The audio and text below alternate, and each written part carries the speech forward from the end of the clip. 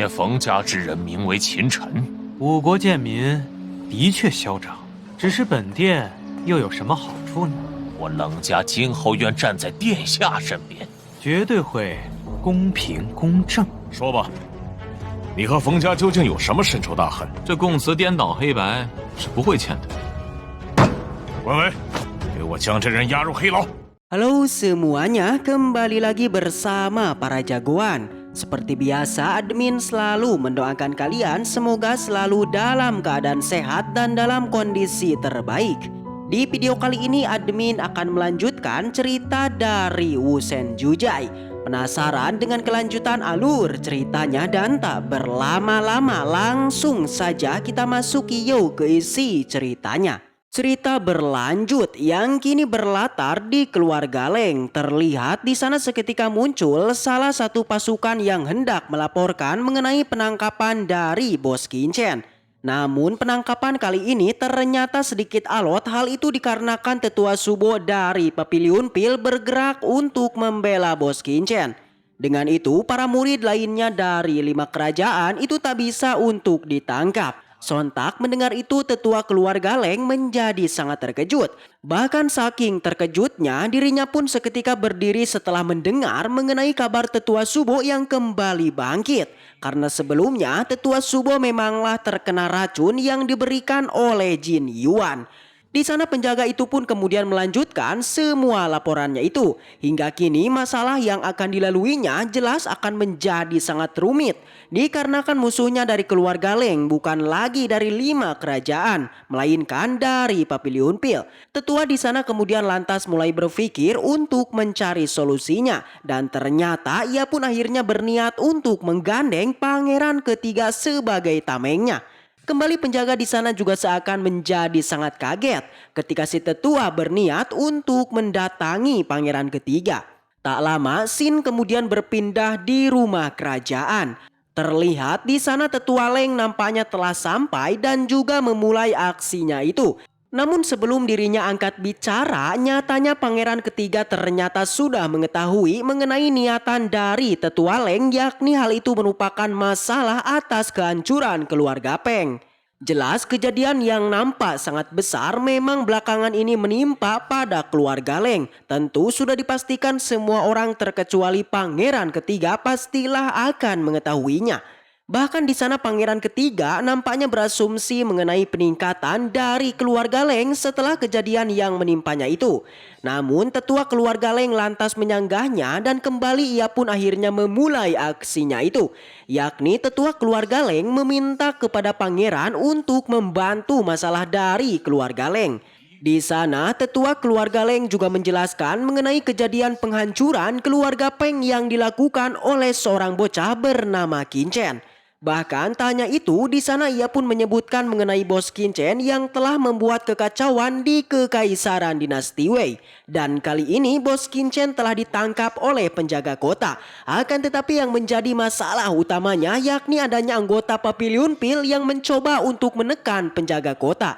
Yang dengan kedatangannya ke tempat pangeran ketiga yakni meminta bantuan terkait tekanan dari Papiliun Pil. Yang dimana jika pangeran ketiga tidak bergerak maka sudah dipastikan Bos Kincen akan keluar dari dinasti Wei dengan begitu aman.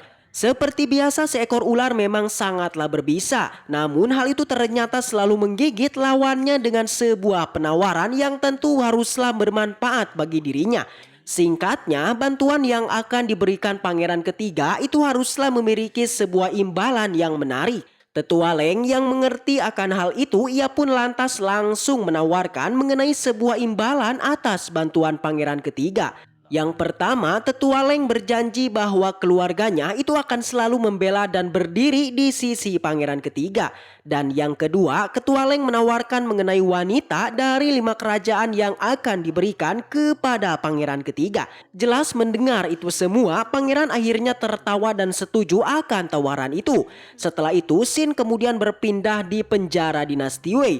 Di sana terlihat Bos Kincen yang kini tengah disekap dengan rantai dauki. Tangannya, kakinya, tubuhnya bahkan kini juga terlihat diikat dengan rantai itu. Namun kembali ini adalah Bos Qianchen guys. Tentu saja di situasi apapun dirinya masih terlihat santuy dan sangatlah tenang.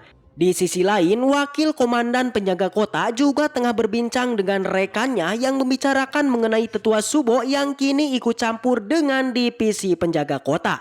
Tak lama di sana kemudian muncul seorang penjaga yang membawa sepucuk surat dari pangeran ketiga. Setelah membukanya, sang wakil seakan menganga dengan isinya itu. Ia pun dengan cepat lantas bergerak untuk menemui Bos Qianchen. Dengan sikap arogannya, di sana si wakil lantas mulai menginterogasi Qianchen. Hal itu berkaitan dengan masalah antara Bos Qianchen dengan keluarga Peng. Akan tetapi Bos Qianchen menjelaskan bahwa masalah sebenarnya itu bukanlah berasal dari dirinya, melainkan dari keluarga Peng yang sudah di luar batas. Mendengar itu, si wakil seketika menjadi sangat marah, bahkan di sana ia juga langsung mengeluarkan sebuah pengakuan yang dengan itu Bos Qianchen harus menandatanganinya. Namun jelas Bos Qianchen menolak akan hal itu. Bahkan hanya dengan tatapannya saja sebuah kertas di tangan sang wakil seketika terbakar. Kejadian ini tentu membuat si wakil menjadi sangat geram. Bahkan dengan itu ia pun memutuskan untuk mengirim Bos Qianchen ke penjara hitam. Singkat cerita, Bos Qianchen pun sampai di gerbang penjara hitam.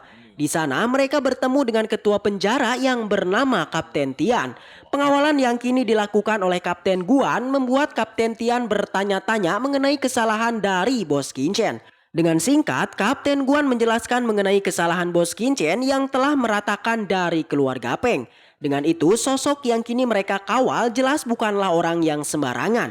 Akan tetapi Kapten Tian dengan sombongnya malah terlihat meremehkannya dan bahkan sebelum itu Kapten Tian berniat untuk membegal Bos Qianchen. Jelas sesuatu yang kini dilakukan oleh Kapten Tian sudahlah di luar batas. Membuat Bos Qianchen menjadi sangat kesal dan seketika mengancam Kapten Tian. Mendengar perkataan yang sangat menakutkan membuat dua penjaga yang kini membegalnya seakan menjadi bergetar.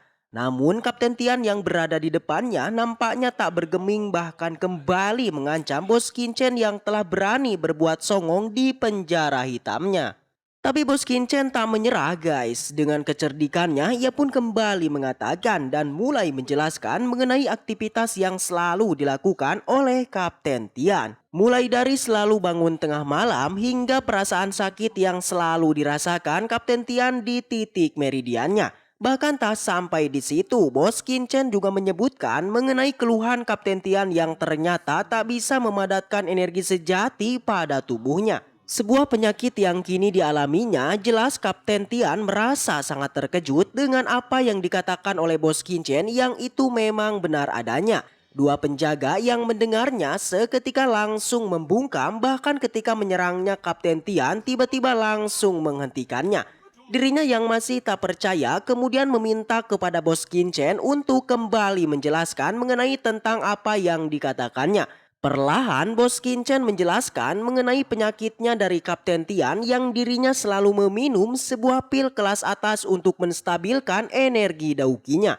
Yang dengan itu Bos Qianchen mengatakan bahwa penyakit itu membuat Kapten Tian hanyalah stuck di ranah martial venerable selama 3 tahun. Bahkan jika penyakit itu dibiarkan, maka Kapten Tian akan menjadi martial ancestor. Penjelasan Bos Qianchen membuat Kapten Tian kembali dibuat terkejut dan ketakutan. Bagaimana tidak, sebelumnya Kapten Tian memang belum pernah menceritakan penyakitnya kepada siapapun.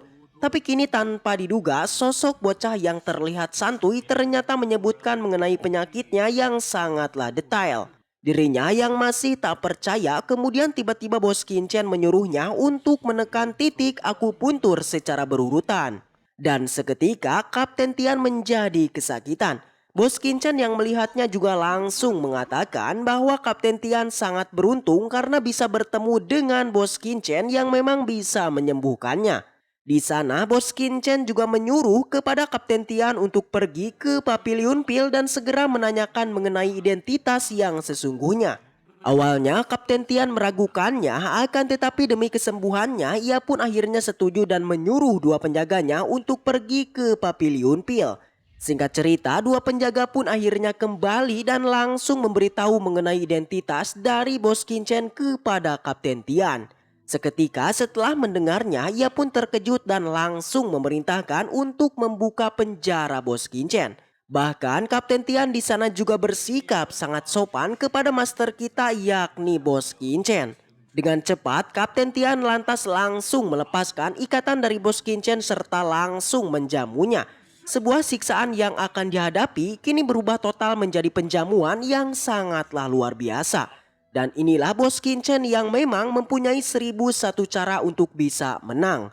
Di sana seperti yang telah diprediksi, Kapten Tian dengan cepat menanyakan mengenai penyembuhan dari tubuhnya itu. Perlahan Bos Qincen memulainya dengan mengatakan mengenai Kapten Tian yang telah meningkatkan bloodline-nya sejak 3 tahun yang lalu.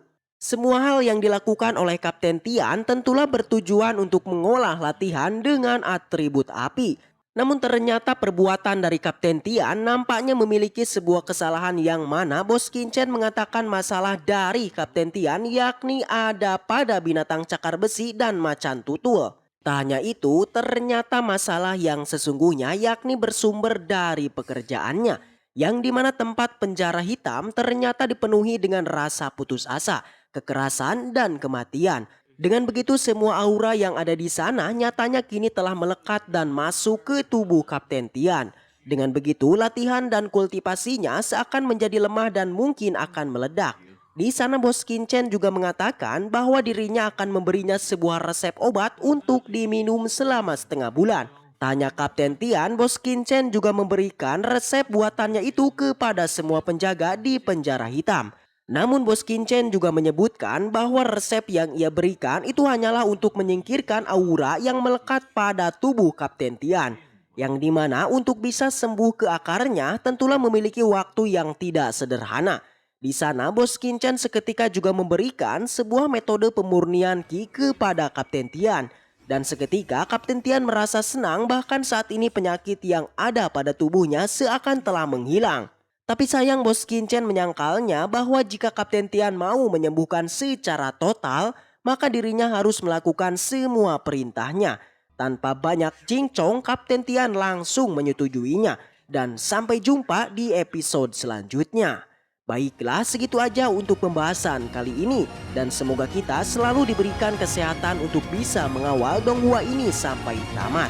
Dan sampai jumpa di video selanjutnya. See you again next time and seperti biasa, salam para jagoan.